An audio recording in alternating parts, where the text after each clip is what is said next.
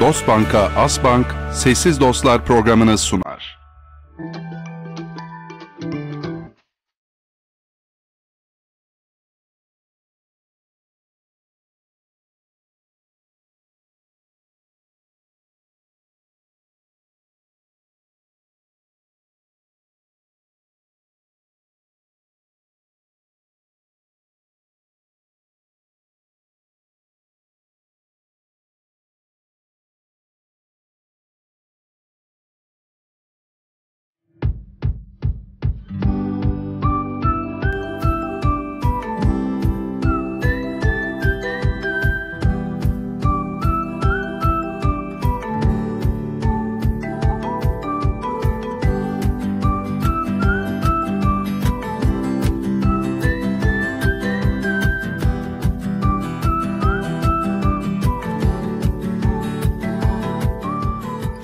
Can dostlarımızın hayatına dokunan, onlarla yaşamanın nasıl bir duygu olduğunu bilen güzel insanları konuk ettiğimiz Sessiz Dostlar programı başlıyor.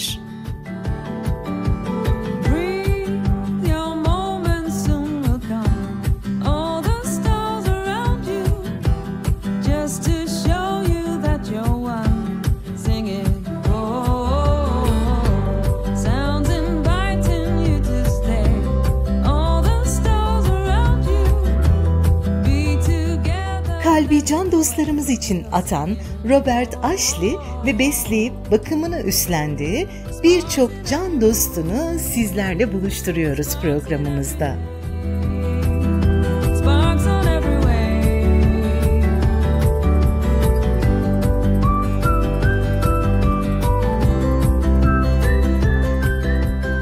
Her gittiği yerde Robert'i karşılayan sahipsiz, aynı zamanda bir o kadar da sevgi dolu olan can dostlarımızın görüntüleri yüreğinizi ısıtacak.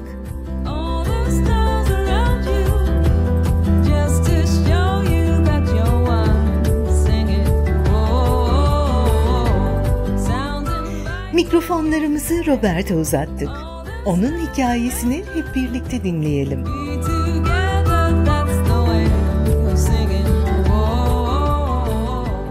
My name's Robert Astley.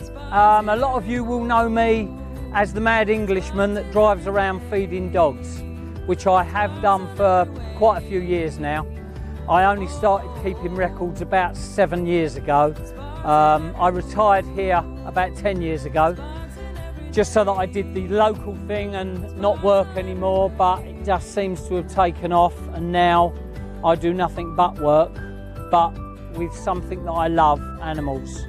10 years ago I realised that I was going to be bored if I stayed here and did nothing, so I found 2 other dogs over the mountain near Sessiz 9 years ago. They were running around wild, so I took them home, and that's what started me looking after dogs, really. And I don't think I'll ever stop now. It's become my life. I just love them. Over the years I've learnt more and more about what to do, how to handle the animals and how to look after them basically. I feed maybe 80 a day on the street. I'm also involved with Tatlasu rescue dogs and Esentepe rescue dogs, where we have quite a few dogs and lots of volunteers helping there as well. I'm not a one-man band as such. I do have lots and lots of people helping, lots of volunteers doing different things. For instance, we have Paws for a Cause that do fundraising, Claire Lamb that does so much fundraising for everything including animals, and also runs Tatlasu rescue dogs.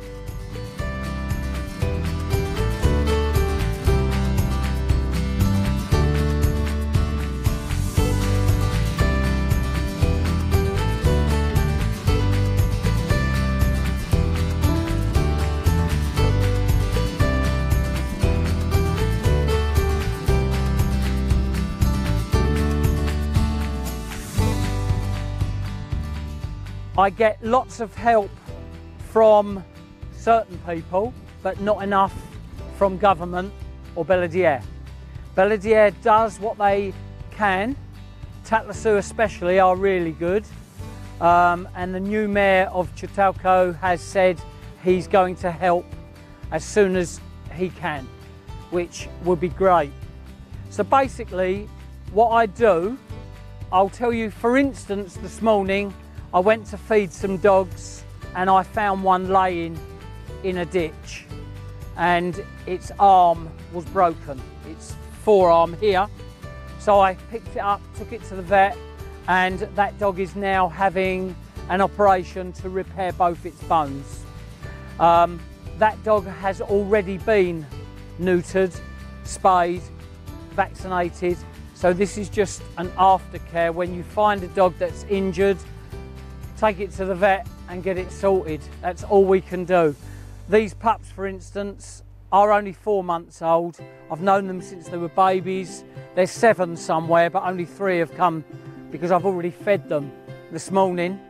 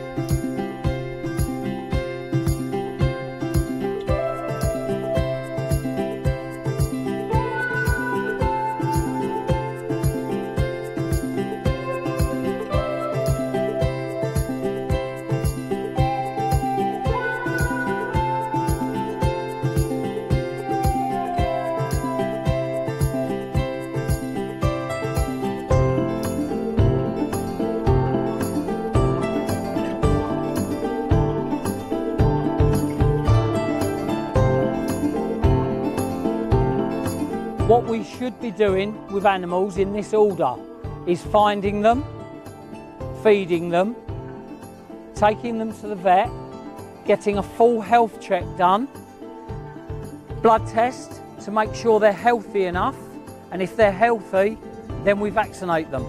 And then if they're old enough, we will neuter the boys or spay the girls. This is paramount. It's very important to everybody that does what I do. There's lots of people out there that do what I do, and it's very important that we get the neutering and spaying under control, because if we don't, this island is going to be a massive problem in a few years' time. It's a big problem now that some people will tell you, but I know for a fact maybe 20 or 30 dogs get done on a daily basis by a lot of people. I will do 1 a day on average if I can. No, I don't pay for all of them myself, but what I have to pay for I will do.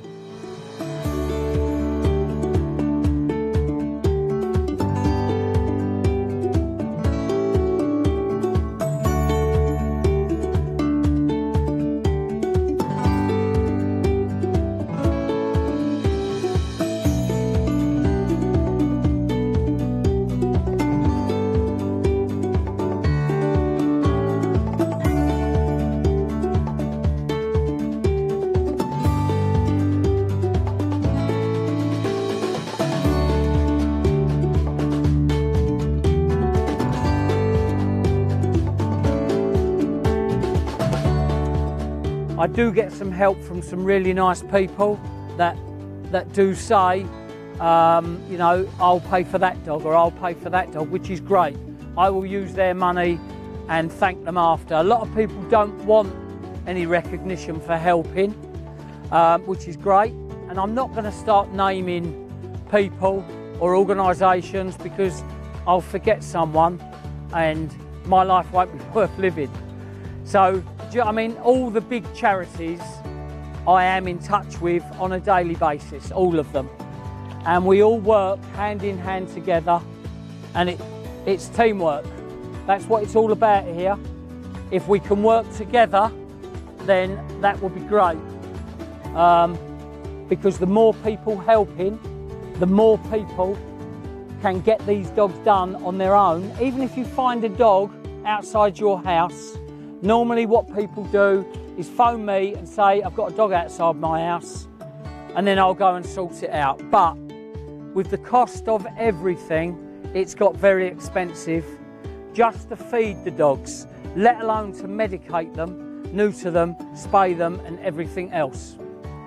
Going back, when you take a dog to the vet and it's not healthy, it needs medication for maybe between 2 and 6 weeks. This is only a course of antibiotics. It's very, very cheap here. It's not like the UK. The vets here are what I think some of the best in the world. I use at least 4 different vet practices here, mostly on a weekly basis, and they're all great. They are all brilliant.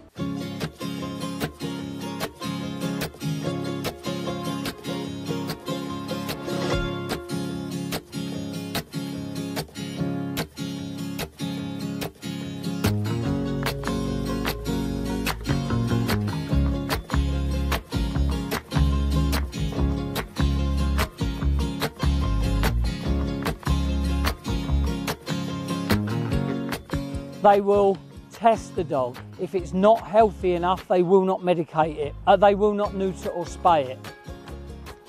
It needs to be done here, because if we don't do it in 3 or 4 years' time, we've got major problems, as I keep saying.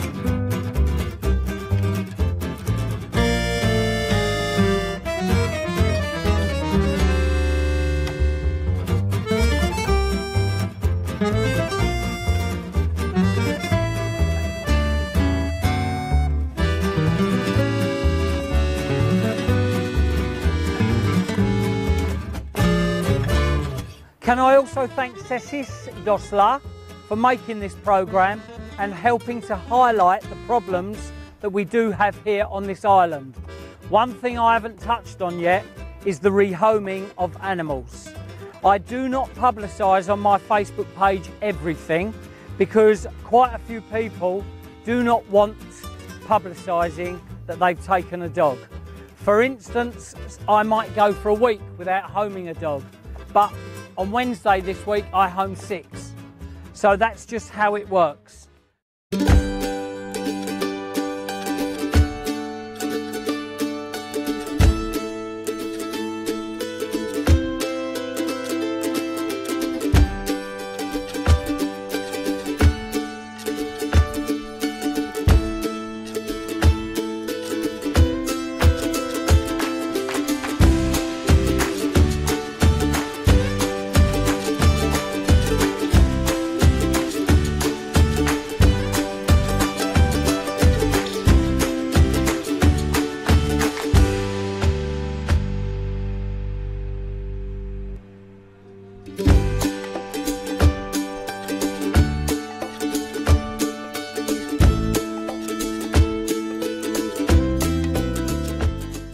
I have my own Facebook page, which most people will know about. It's Robert's Astley.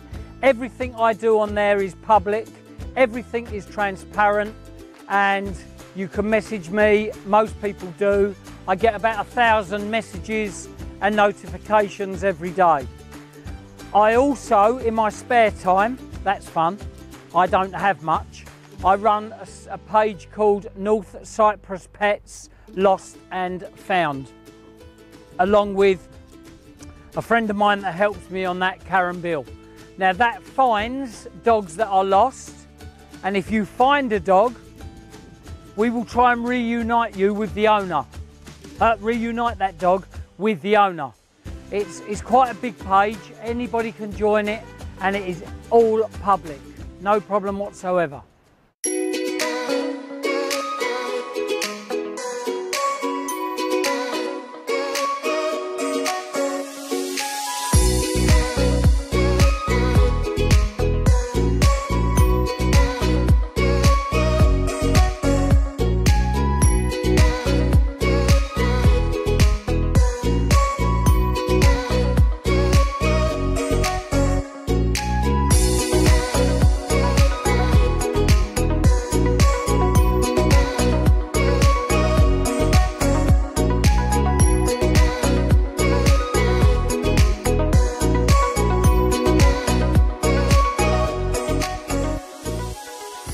So many shelters on this island that need help.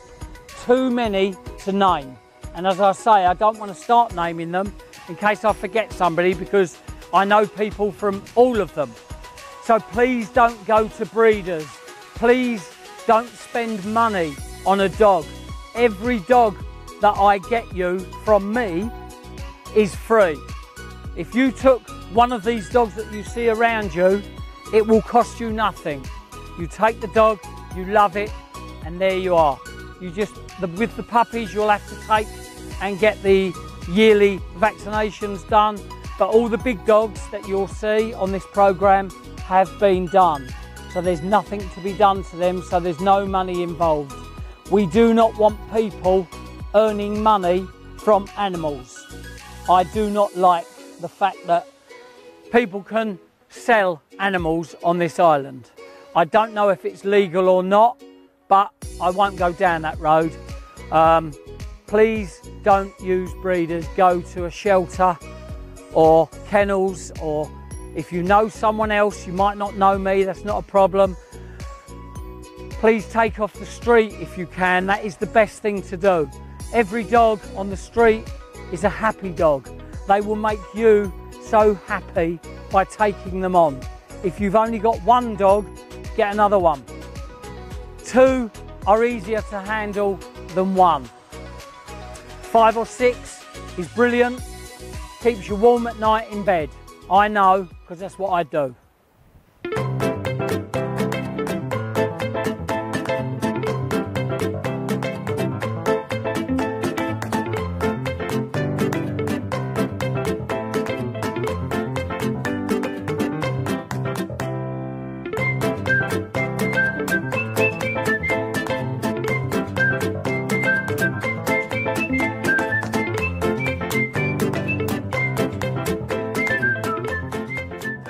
Merhabalar, ben Yakın Doğu Üniversitesi Veteriner Fakültesinden yardımcı doçent doktor Mehmet Ege İnce. Burada iç hastalıkları ana bilim dalındayım. Öncelikle hastalarımızda bu aralar özellikle çok sık gördüğümüz köpeklerde parvovirüs, kedilerde de FIP dediğimiz 2 hastalığımız var. Bugün bunlardan bahsetmek istiyorum size. Köpeklerde parvovirüs bir virüs tarafından oluşturulan, hayvanların bağırsak sistemine etki eden, hayvanlarda kusma, ishal gibi şiddetli semptomlar yapan ve akut dediğimiz çok hızlı şekilde hayvanı öldüren bir virüs maalesef. Semptomlar arasında kusma, ishal, iştahsızlık, özellikle hayvanı çok hızlı bir şekilde düşkünlüğe götüren, artık ayaktan bile kaldıramayacak seviyede bir enerji kaybı yaratan bir hastalık kendisi. Tehlikeli olmasının sebebi çok küçük hayvanları etki ediyor. Yani yaşı çok küçük olmalı. Özellikle 6 ayın altındaki hayvanlar çok kolaylıkla etkilenebiliyor. Başka köpeklerden bulaşır. Hem de dışkı yoluyla bulaşır. Bu enfekte dışkılarla bulaşmış yemlerin, suların içilmesiyle rahatlıkla diğer köpeklere geçebiliyor. Çok da kolay bulaşır. O yüzden yavrular arasında bile, kardeşler arasında bile birbirlerine rahatlıkla bulaştırabiliyorlar. En kötü özelliği de çok hızlı bir yol izlemesi. Vücuda girdikten sonra hızlıca bağışıklık sistemine saldırıyor. Bağışıklık sistemi demek zaten vücudumuzun savunması demek. Vücudun savunmalarını kırdıktan sonra da hızlıca bağırsak sistemine odaklanıyor ve artık ishal, hatta kanlı ishale yol açan çok şiddetli bir tablo oluşturuyor köpekte.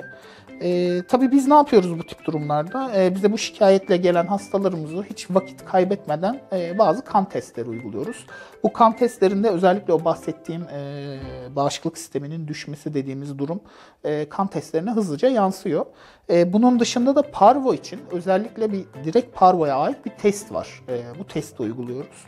Eğer bu testte de bir pozitiflik bulursak zaten o hastamız artık parvo hastalık yönünden pozitiftir. Yani hastalığı barındırıyor demektir. Böyle olduğu zaman da hemen hızlıca tedaviye başlıyoruz vakit kaybetmeden. Tedavide de aslında bu bir virüs, direkt bir tedavisi yok. Ama biz şunu yapıyoruz, bağışıklık sistemini güçlendirip vücudu koruyarak, diğer enfeksiyonlara karşı da koruyarak ve virüsün yarattığı bu kötü etkileri ortadan kaldırarak bağışıklık sistemini güçlendiriyoruz. Böylece hastalığı hayvanın kendi vücudu rahatlıkla yenebiliyor. Dediğim gibi tehlikeli bir hastalıktır ama tehlikeli olmasının en büyük sebebi çok hızlı seyretmesi. O yüzden sizden ricamız da bu tarz semptomlar görürseniz hiç vakit kaybetmeden çok hızlıca veteriner hekiminize başvurmanız gerekiyor. Çünkü parvovirüs teşhisi kolay bir hastalıktır. Hızlıca teşhis edip hızlıca müdahale edebiliriz ve hızlı olursak çok da güzel sonuçlar alabiliyoruz. Özellikle böyle tehlikeli hastalıklarda erkenden müdahale etmek, erkenden bir teşhise ve tedaviye başlamak bizim için çok önemli. Kedilerde de FIP dediğimiz bir hastalığımız var. Bu aralar oldukça popüler çünkü çok fazla hastamız geliyor bize de FIP'le. FIP aslında felin enfeksiyöz peritonit dediğimiz bir hastalık. Şu an insandan da aşina olduğumuz koronavirüs ailesi tarafından oluşturuluyor. Merak etmeyin, kedi koronası insana bulaşmıyor. Yani ikisi farklı hastalıklar aslında. Evet, aynı ailedeler ama tür spesifiktirler. Yani sadece kedilerde enfeksiyon yaratabilirler. Şimdi burada korona ile ilgili, yani bu FIP dediğimiz enfeksiyonla ilgili çok bilinen bazı yanlışlıklar var. Mesela aslında bütün kediler neredeyse bu kedi koronası yönünden pozitiftir. Çünkü çok rahatlıkla bağırsak sistemlerine yerleşir ve çoğu kedide bulunur. Ama bu koronanın enterik formudur. Yani koronanın bağırsakta yaşayan formudur. Bu FIP dediğimiz hastalığı oluşturmaz. Ne zaman ki vücut içine yerleşir, ne zaman ki bir mutasyona maruz kalır, vücut içine yerleşip, işte o zaman bu kedi koronası FIP dediğimiz hastalığa yol açıyor. Ve bu FIP dediğimiz hastalık da maalesef %100 ölümcül bir hastalıktır.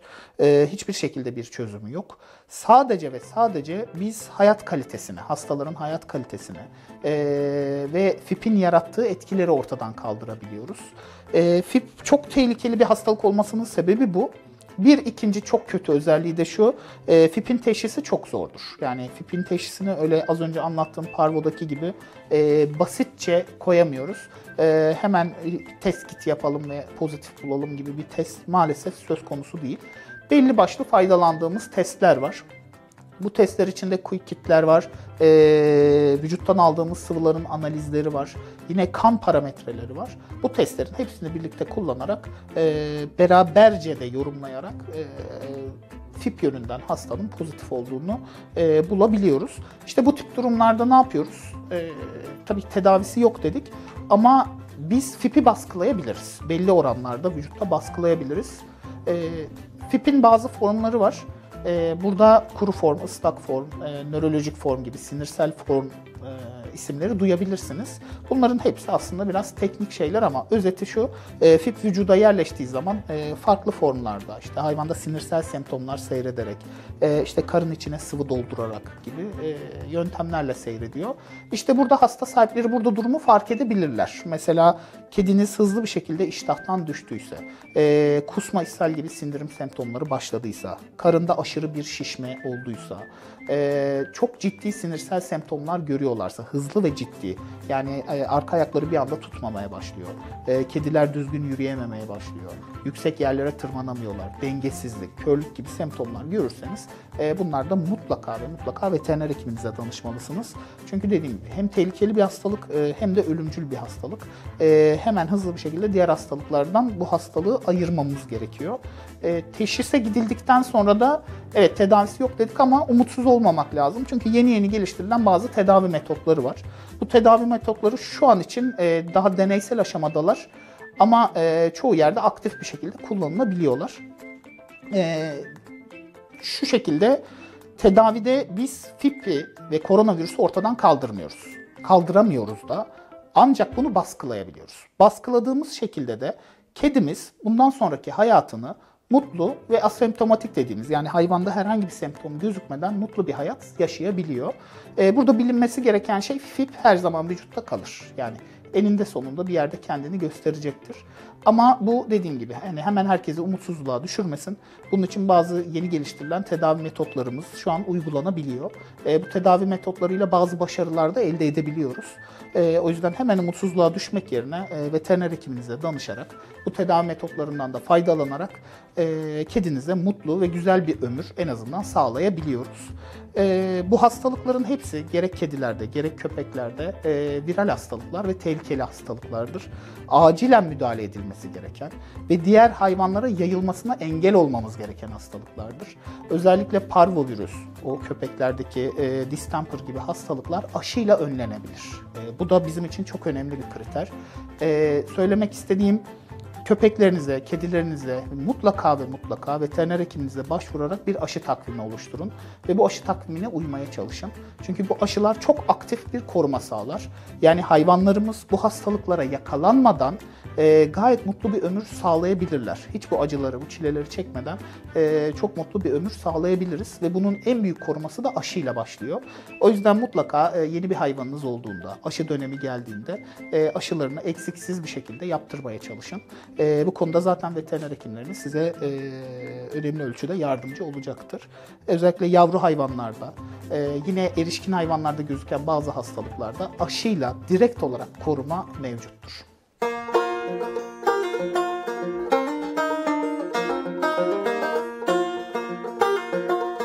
Bu dünya sadece insanların barınma yeri değildir. Tüm canlıların yaşam alanıdır. Bunun için tüm canlıları sevelim ve içimizdeki hayvan sevgisini asla kaybetmeyelim.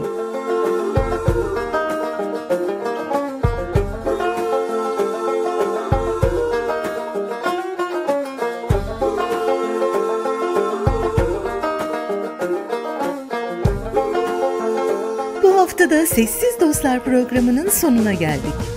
Gelecek hafta aynı gün, aynı saatte buluşmak üzere. Hoşça kalın.